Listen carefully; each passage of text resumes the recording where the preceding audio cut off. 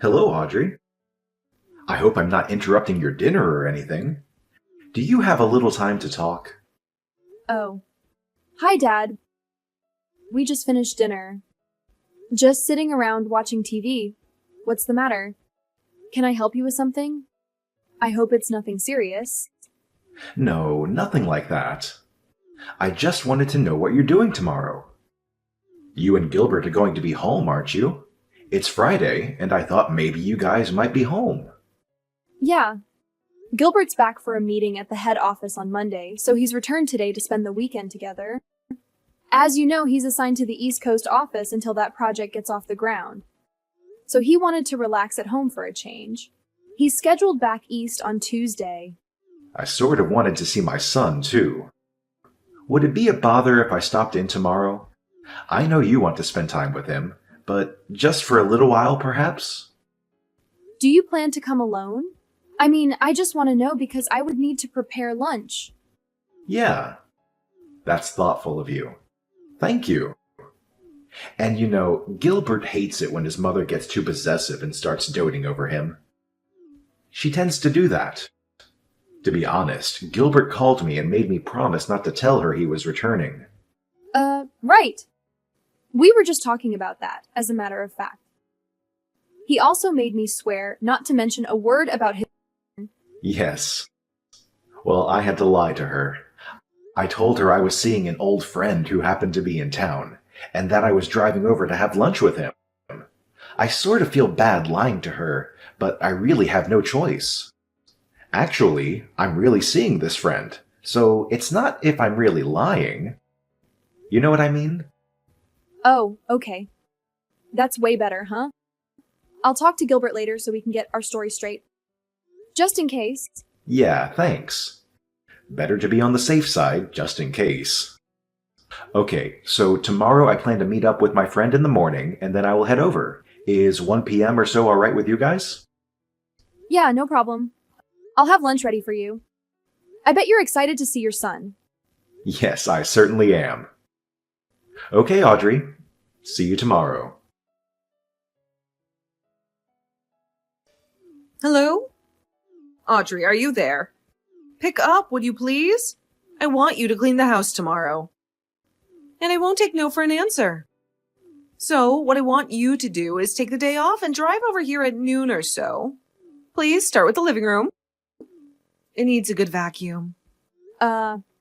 Excuse me. This is all kind of sudden, isn't it? I said no excuses. You have your car, right? Pick up some floor cleaner on the way here, would you? We're out. After you've done cleaning, I need you to go out and do some grocery shopping. I have to replenish some big items. Case of bottled water and a case of Audrey'd soup. I've got a whole list here. And you know I have a bad back, so help me out here, would you? I'm sorry, but I just can't make it tomorrow. I already made an important appointment. I really can't change it. What did I just say?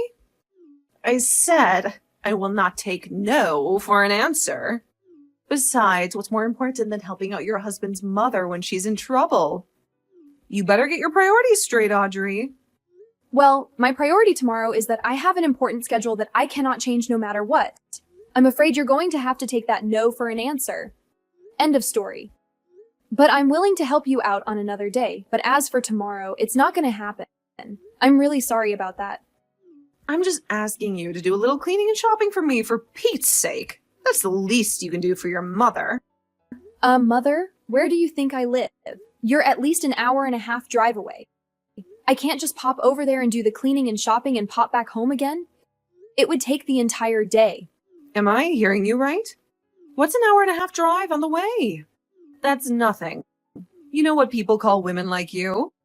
They call people like you foot draggers. A lazy bum is what you are. I just cannot understand why Gilbert even married you. How can you act this way towards your mother-in-law? No matter what you say, Mother, I'm not changing my schedule. And that's that. No further discussion required. Goodbye. Audrey, good morning. How are you? I'm fine, Dad. How about you? Yeah, not too bad. Just finished meeting with my friend. I'm on my way there now. I should get there in about 20 minutes. No change of plans, I hope. No changes. Just be careful driving over here. The traffic seems a bit heavy today. No need to pick up anything on the way. We're all set for lunch. Audrey, where the hell are you? I thought you would be cleaning the living room about now. I always knew you were lazy, but I didn't realize you were this much of a good-for-nothing slacker. I waited all morning for you. I never thought you would defy me so blatantly.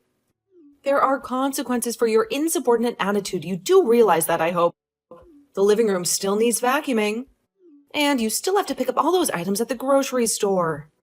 The store is not going to be open all night. I want this done today. This is the job of the daughter-in-law.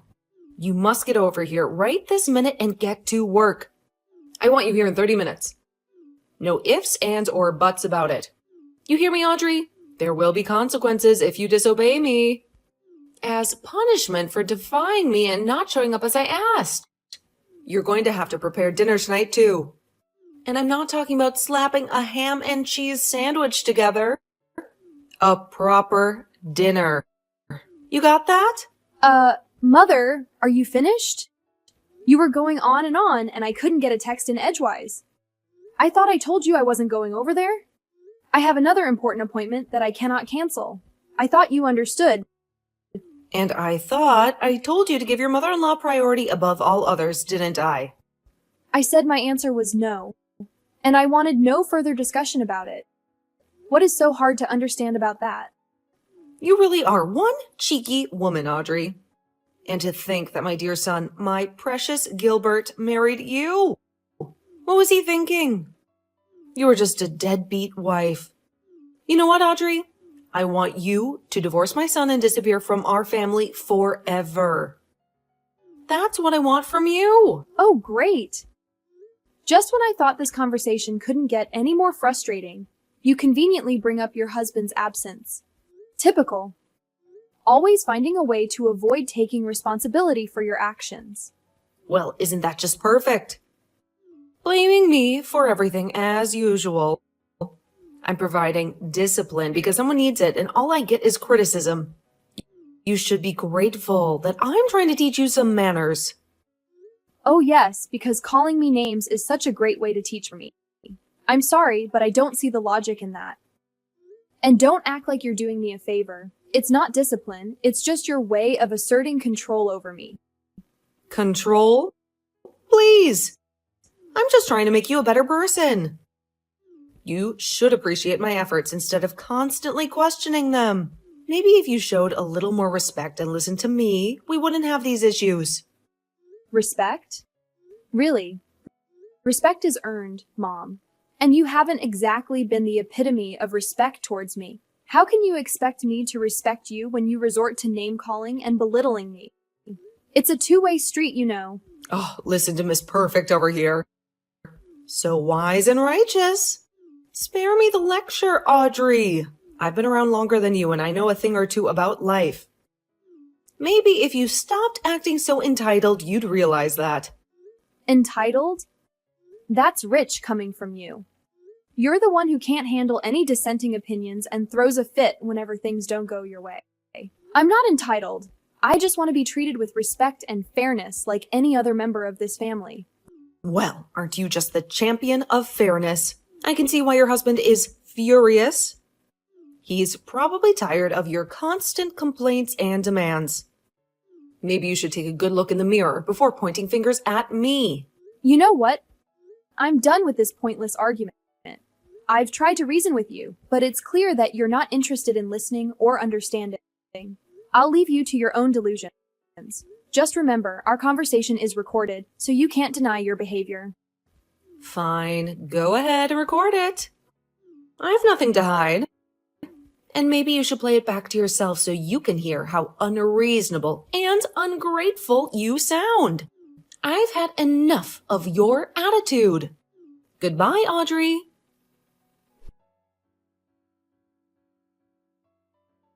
Caroline, what is wrong with it? What is this all about, for God's sake? I wish you would put a stop to all of this. Why do you have to treat Audrey so horribly? What did she ever do to you? Is that you, Philip? What is this? Why are you texting me? I'm over here at Audrey and Gilbert's place right now. Audrey showed me what you've been saying to her. What is this? A lazy, deadbeat wife? Really? How could you say such things to Audrey? What? You're at Gilbert's place now? Why? Gilbert came back for a few days. Apparently, he has a meeting at the office on Monday. He wanted to spend time with Audrey over the weekend. I heard he was here. So on my way back from meeting my friend, I stopped in to say hello. Pardon me? Gilbert is back? He's home now? Why didn't anybody tell me what's going on here? This is the first time I'm hearing of this. Yeah, of course you haven't. I kept it from you. I didn't want you to know. If only you had told me, I would have gone with you today. How could you not tell me, Philip? If I had known, I could have gone over there and provided Audrey with the discipline that she needs to become a better housewife. Why didn't you tell me, Philip? You want to know why I didn't tell you, dear? That's because Gilbert asked me not to tell you. Huh? Gilbert asked you not to tell me? How can that be? Why would he do a thing like that? You really don't get it, do you, Carolyn? Don't you see what you're doing? Get what? What are you talking about? What do I not get, Philip? It's the fact that Gilbert is keeping his distance from you. He's avoiding having to deal with you. Keeping his distance? Did he say that? That he wants to avoid dealing with me? But why? I don't believe you, Philip. Why would my dear son want to avoid me, his own mother? I brought him up. I adored and doted on him since he was just a baby. I devoted my life to my son. How could such dedication and love not get through to him? How could he not feel the love I feel towards him? That's exactly what he finds intolerable. That fanatical devotion you have towards him. But is it really love? Isn't it just arrogance? A form of narcissism? I really wish you would wake up and smell the coffee. How dare you say that to me, Philip? How about you? What have you done? Tell me, Philip, as a father, what have you done for Gilbert? That was so great. Did you shower him with love like I have all these years? As Gilbert's father, I think I've done what's necessary. I know that I am always here for him when he needs me. And I would do anything for him if asked. Pardon me? That's all? That you're there for him? I could say the same. Well, let me give you 2 examples of what I mean. The first example is Gilbert introduced me to his best friend, an old classmate of his from college. Excuse me? His best friend? What's that have to do with anything? It has everything to do with it, Carolyn. His best friend, Fred. You know Fred, right? Wait, Fred? Are you talking about that Fred? He's that parentless boy? That orphan? That Fred? I told him not to associate with him. He's not of our caliber. That's the one. You do remember him, don't you? How could he be Gilbert's best friend? You must be mistaken. You know that people like that, kids who grow up without parents, don't amount to much. Well, that Fred that you so abhor, he's currently the CEO of a major corporation. A corporation that generates over $1 billion a year. No, that can't be right. Not that orphan. He graduated from a top university all on his own. Finished at the top of his class right after he graduated. He started his own company and in no time built it to what it is today. When Gilbert first met him, he told me that I knew Fred would go far. That he succeeded beyond anyone's wildest dreams. And he was right. Unlike you, Gilbert has a good eye for people. He knew Fred would make a name for himself someday. He had no doubt in his mind. That Fred? That parentless young man? He runs a $1 billion company? He's the CEO of this company. Are you serious? And the second example. This concerns Audrey, Gilbert's wife, and your daughter-in-law. Gilbert introduced me to her 2 years before they even got married. He told me that he was in love with her and was seriously thinking about marrying her. He introduced Audrey to you 2 years before they got married? That's right. At the time, he told me he was going to introduce you to Audrey right before getting married. As I recall, it was like 2 or 3 months ago, wasn't it?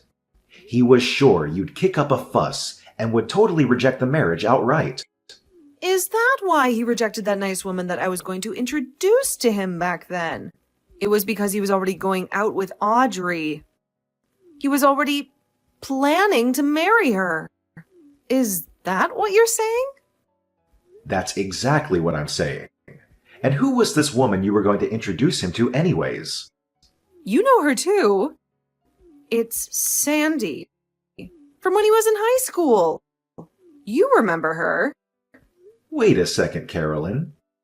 That's Sandy? Are you out of your mind? Why are you so shocked? I worked with her at the mall. She's so nice and very energetic and friendly. She would have been perfect for Gilbert. Did you know that their father is a company president? Sandy is much more suited for Gilbert than Audrey. Wasn't her father just some company clerk or something? I never really asked her. You're forgetting one thing, Carolyn. I heard that this Sandy has 3 kids, and she's not even married, for God's sake. On top of that, they aren't even sure who the father is. And you wanted Gilbert to marry this girl? But pardon me? Where did you hear that? Not only does she have 3 kids, she's been divorced twice. I heard that her parents are so fed up that they're not even talking anymore. Is that true? You're not making that up, are you? I had no idea Sandy had. Everybody knows everybody around the area. Where have you been? I'm surprised one of your lady friends wasn't gossiping about it. Your discriminatory views are apparent, Carolyn. You only look at things superficially. How could you say that? Are you saying that I'm prejudiced? That was not my intention. I'm so glad that Gilbert has an eye for people. He knows good people when he sees them. If we had left it up to you to decide who Gilbert should marry, I'm sure he would have suffered the consequences. I'm glad he defied you and made his own decisions. His life would have been very different. I thought only of his happiness. I thought it was best for him. That's all. We really got off track, haven't we? I suspected that you probably had ill will towards Audrey and probably called her a name or two, but this? Are you serious, Carolyn? How could you call her such despicable names? Like I was saying, this was merely part of disciplining her. She'll never be a good housewife if she's not taught proper manners. A lazy, deadbeat wife is going a little too far, isn't it? You come off as a hateful bully is all. Gilbert is standing right here next to me. He's in total agreement. You've gone too far, Carolyn. No, this can't be. Gilbert wouldn't feel that way towards me. I'm going to head home pretty soon. You will be home, I hope. We need to sit down and talk, Carolyn. We need to discuss our future. Discuss our future? What are you talking about? 10 years ago, I was forced to accept defeat because of your reaction. Your total hysteria. But this time, I've had it. There are just too many complications involved this time. I cannot ignore it any longer. Unlike 10 years ago, my mind is set. There is no one who is going to change my mind. You can become enraged all you want. Become hysterical all you want. My decision is final. Huh? What do you mean final? Are you serious, Philip? Where did you disappear to, for Pete's sake? I want you to reply this second. This is an emergency. Where have you gone? Oh, hello, Mother. What can I do for you? You seem kind of upset. There's nobody here. Where have you disappeared to? Oh, I see what this is about. So you did go to our house. Philip was right, after all. He advised us to move out as soon as possible. I was a little reluctant at first, but he was right after all. I'm glad I took his advice. Ugh, my husband's advice? What are you talking about? No, Caroline, he's no longer your husband. Shut your mouth. This is all his fault. All Philip's fault. He just could not comprehend the love and consideration that I devoted to Gilbert. Unlike my husband, I was always thinking of my precious son. Always. But Gilbert will come around one day, I know it. He'll look back and understand all that I did for him. I see you have not come to grips with what you did, have you? After that harsh condemnation that Philip gave you and you still don't understand? What more do we have to do to make you see? What do you know? You have no right to lecture me. You've only been with Gilbert for 3 or 4 years. I brought him into this world and raised him to be the man he is. You will never understand that bond. The almost 30 years that I spent with him. It's a never-ending eternal bond. It was Gilbert, your devoted son, that suggested that we move and relocate. More accurately, he made the decision to take me to his current place of employment. He put in a transfer to the position back east. He wants to make it permanent, and the company agreed. You're moving there? To his current office? Seriously? What about your own job? Did you quit? No, of course not. I was permitted to work remotely so I can work from anywhere now. Very convenient, actually. I see. Well, then I will pack some things and be over there by the end of the week. I don't think so, Caroline. The address over here is not the one you were told. That was a company dorm. We found a more permanent place. What? You found a new place already? Where is this new place? I'm sorry, but I'm not permitted to divulge that information. After all, we moved in order to get away from you, so why would we tell you? You're trying to pull Gilbert and I apart. All I'm doing is obeying Gilbert's requests. As his wife, I have to obey his every command, right? Isn't that what you always told me? I can't believe that Gilbert would never do that. You're hiding it from me. Gilbert will tell me. I'm sure of it. Okay, whatever. Think how you I really don't care if you believe me or not, to be honest. But if you continue to disregard Gilbert's feelings, if you continue to deny reality, I'm afraid you'll never see your son again. Pardon me? Not seeing my son? Not see my Gilbert ever again? There is nothing further for me to say to you. So maybe we can cut it short. What do you say? Goodbye. Wait. And don't cut me off. What do you mean? I won't ever see my son again? Don't you dare cut me off. Audrey? You'll regret this, Audrey? No matter what we said, no matter how we tried to explain it to her, she just could not accept the fact that Gilbert was sick and tired of her abnormal devotion and love for him. Maybe her love for her son is so strong nothing will convince her otherwise. Gilbert tried various ways to make his mother understand his feelings, to no avail. He came to me and his father for advice after countless attempts to reconcile with his mother. She was his mother after all, and he wanted to settle the matter without breaking up the family. After his parents finally divorced, he sighed with relief, saying to me one night at the dinner table, "It's finally over." He finally seemed at peace with himself.